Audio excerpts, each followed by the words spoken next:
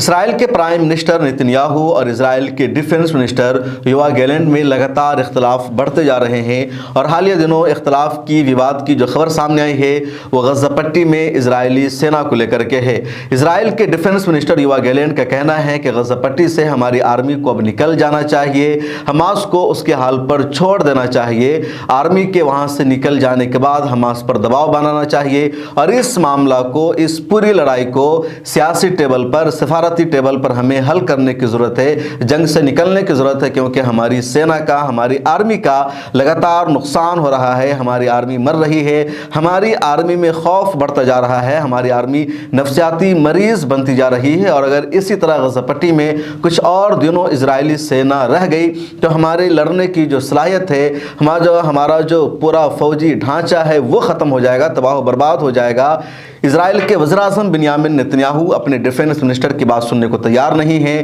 وہ اپنی منمانی کر رہے ہیں۔ نتنیاہو کا کہنا ہے کہ جب تک حماس کا مکمل طور پر خاتمہ نہیں ہو جائے گا، حماس کا مکمل ڈھانچہ تباہ و برباد نہیں ہو جائے گا، اس وقت تک غزہ پٹی سے اسرائیلی سینا نہیں نکلے گی، اسرائیلی سینا غزہ پٹی میں رہے گی، اور جب تک حماس کا ایک رکن بھی رہے گا، اسرائیلی سینا غزہ پٹی کے نظام کو سنبھالے گی۔ یوآف گیلنٹ جو ڈیفنس منسٹر ہے، ان کی دلیل یہ ہے کہ اگر اسرائیلی سینا غزہ پٹی میں رہے گی تو حماس کے لڑاکے ہماری سینا پر حملہ کرتے رہیں گے، مارتے رہیں گے، ہمارا نقصان ہوتا رہے گا۔ پچھلے 160 دنوں میں لگاتار ہم اس کا مشاہدہ کر رہے ہیں، ہم دیکھ رہے ہیں، اور حماس کے رہنما کون ہیں، حماس کے لڑاکے کون ہیں، اس کی مکمل شناخت ناممکن ہے۔ 160 دنوں میں ہم نے پوری طاقت جھونک دیا ہے، پوری کوشش کر لی ہے، پوری دنیا سے مدد حاصل کر لیا ہے، اس کے باوجود ہمیں اپنے کسی بھی ہدف میں کامیابی نہیں مل سکی ہے۔ مزید دنوں تک وہاں رہنے کا مطلب یہ ہے کہ ہماری فوج کا حوصلہ کمزور پڑ جائے گا، ہماری لڑائی کا جو طریقہ کار ہے وہ ختم ہو جائے گا،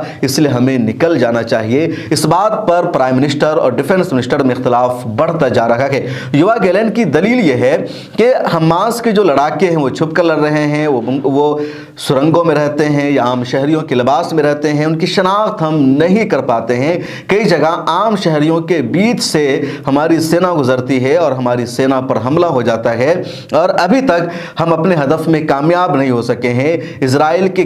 حماس کے کتنے لڑاکوں کو ہم نے مارا ہے، ابھی تک ہمارے پاس صحیح ڈیٹا نہیں ہے۔ ایسے میں ہمارا اس ضد پر اڑے رہنا ہماری فوج کی طاقت کو کمزور کرے گا۔ بنیامین نتنیاہو کی ضد یہ ہے کہ ہم نے جو جنگی ہدف طے کیا تھا، جب تک اس میں کامیابی نہیں ملے گی اس وقت تک ہم باہر نہیں نکل سکتے ہیں، اور جنگی ہدف 3 ہی طے کیا تھا بنیامین نتنیاہو نے۔ پہلا یہ کہ اپنے رغمالیوں کو آزاد کرانا ہے حملہ کر کے حماس سے ڈیل کے بغیر، دوسرا ہدف تھا کہ حماس کو ختم کر دینا ہے، اور تیسرا ہدف تھا کہ غزہ پٹی میں ایسی حکومت کو بنانا ہے، ایسے لوگوں کو رکھنا ہے جو حماس کے ماننے والے نہ ہو، یا جن کے اندر فلسطین کو آزاد کرانے کا جذبہ نہ ہو، یا یہ ہو کہ پورا غزہ پٹی ہی خالی ہو جائے، وہاں پر ہم اپنا کنٹرول سنبھال لیں۔ اور ان تینوں ہدف میں،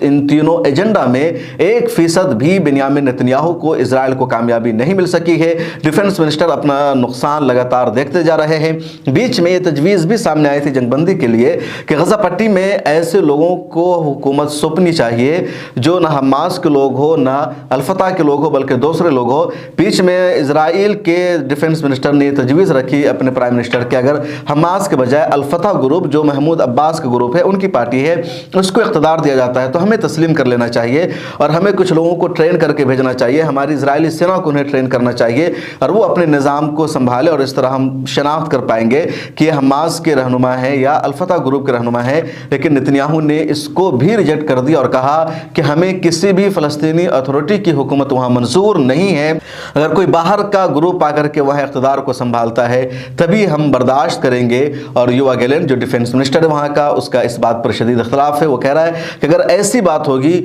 ہماری سینا وہاں رہے گی، باہر کے گروپ کے ہاتھ میں اقتدار ہوگا تو ہماری فوج مزید کمزور ہوتی جائے گی، اس پر حملہ بڑھتا جائے گا، کیونکہ حماس کو ہم ختم نہیں کر سکتے ہیں۔ اب تک کا تجربہ ہمیں یہ بتا چکا ہے، اور سچائی یہی ہے، دنیا بھر کی رپورٹ سامنے آ چکی ہے کہ حماس نے جس طرح کی جنگی تکنیک اختیار کی ہے، جس طرح کی سرنگیں بنا رکھی، جس طرح کے ہتھیار انہوں نے استعمال کیا ہے، اور ایک ایسا ملک جس